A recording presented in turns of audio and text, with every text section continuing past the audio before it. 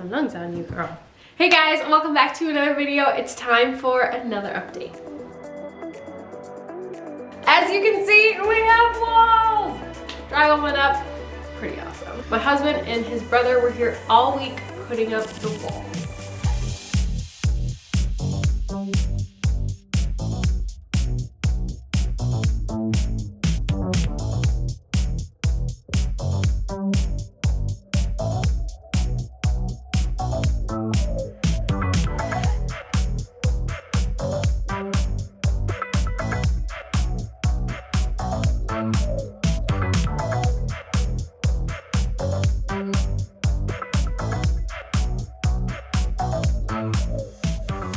It was no easy task because we're keeping the ceilings exposed. That means we have to drywall up to the floorboards, and so you have to make cuts for every single floor joist. And yeah, that's very time consuming. In order to get the drywall to stay up there, they had to go and put blocks in, and then they're screwing the drywall into the blocks. I think it looks great. It makes the ceilings feel huge.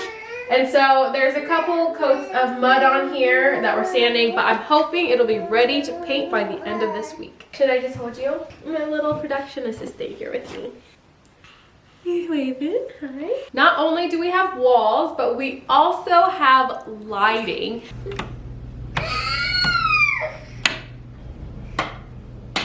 My original plan was to paint the ceiling floorboards white and leave the beams exposed, their natural color. I started sanding the ceiling and realized it takes a lot of work. Like, this whole thing will probably take, like, I don't know, an entire day or two of just straight sanding. And is that worth it? That's the question. Because I originally said, I'm not gonna paint it, I'm just gonna leave it, but let's sand it anyway, just in case down the road I decide I do wanna paint it. I don't wanna sand. Once we get furniture in here, I don't really wanna sand because that's really messy. I don't know if I'm making it better when I sand it or if I'm making it worse. I do like the color it's becoming when I sand because it's kind of getting the oranginess off. It's really hard to get a smooth finish the whole way just because of the way that the boards are. So it's gonna be like half sanded, half orangey. And I'm like, is that better, or is it better just to have it not sanded at all? Some places are a little bit lighter here, and then the edges, the sander wouldn't get there. Another fun thing, we went to IKEA this weekend. We got the rest of our kitchen. Oh my word, this has been such a long time coming. I think we're gonna have to do a whole separate video just on the kitchen alone. Just our process to get the kitchen. Now when I'm quiet, you're quiet. What's left in the kitchen is the mudding, sanding, and then it's time for primer and paint. We've already picked out our paint colors. All right, I'm here trying to pick out paint colors. I have my samples with me, and I also brought the cabinet front too. I'm thinking I kind of want to go with a creamy white because when I put it with the floors, the warmer looks a little bit better and brings it out. I just want to see what it looks like in our house too under our lights. I think I found the colors that I want. I selected this one because it's closest to our cabinets, and then just looking at them, I liked this top one, and it matches almost identical to one I found from another brand that I really liked. It's hard to tell, but these really match. And then I went and picked out this one and scanned it. This is the color of my cabinet. I picked it out and I scanned it, and it said it goes well with this white, which is the white I had already picked out, which I feel so validated. So I think I'm just gonna stop there and stop giving myself so many more options and be like, these two work, that's good. This is the color that I want for our hardware, so I'm just looking to see which color would go best with our blue. Also, I have our flooring sample too. Oops, uh-oh. Next, I'm gonna make sure that trim is gonna match with this white wall and not clash. Okay, I just picked out some paint colors, and now I am here to put them on the wall and see how they look. Picking out paint colors was pretty overwhelming because do you know how many colors of white there are? Like a bazillion. But I narrowed it down to 2 colors and we're gonna see what it's gonna look like in here. I had them match the color of our cabinets just so I can get a feel for how it looks against the other colors, and I thought this would just be good to have on hand because I'm also contemplating painting a wall in this. We're gonna watch paint dry. So we're just propping the drywall up right now, just so we can kind of move it around to different places. This is the warmer one. Everything looks a lot pinker on camera. This is sample size number 2. Wow, you can really see the difference. It shows up way more on camera. In real life, the difference isn't that big. This one is definitely the warmer one, and this is definitely white.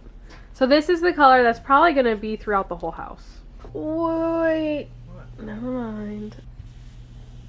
We decided on a paint color. We're going with the cream. This just feels a lot more warm and inviting. I mean, they're so similar. This just feels a little bit stark, and this helps pull out the colors in the floor because it's a little bit of a warmer tone floor. The cream's calling my name, so I can go with the cream. That feels so good to have that done and decided. Paint color, done.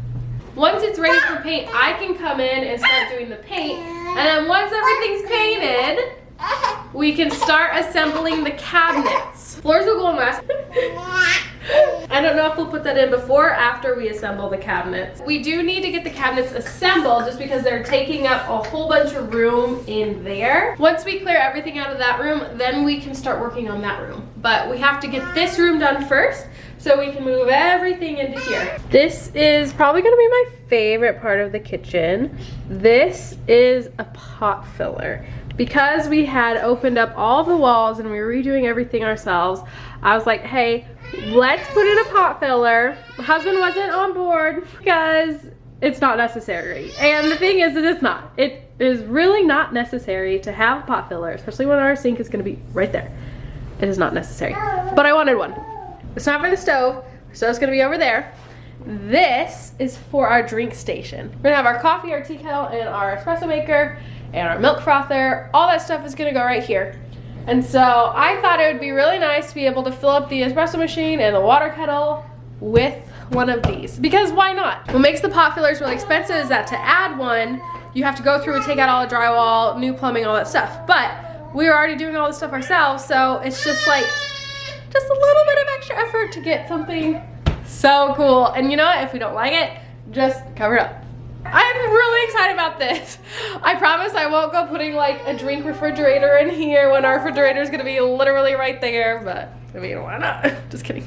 The electrical in the kitchen is in, the lights are in. We did get some lights at IKEA, just some cheap ones. They didn't have the color that we were looking for in, so we're gonna have to see if we can paint them and get a color that we like. I'm gonna stick you back in here. Yeah, you wanna do the outro with me?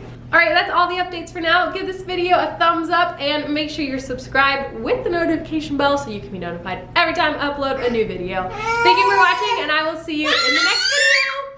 Bye! Oh, that garbage truck is really loud.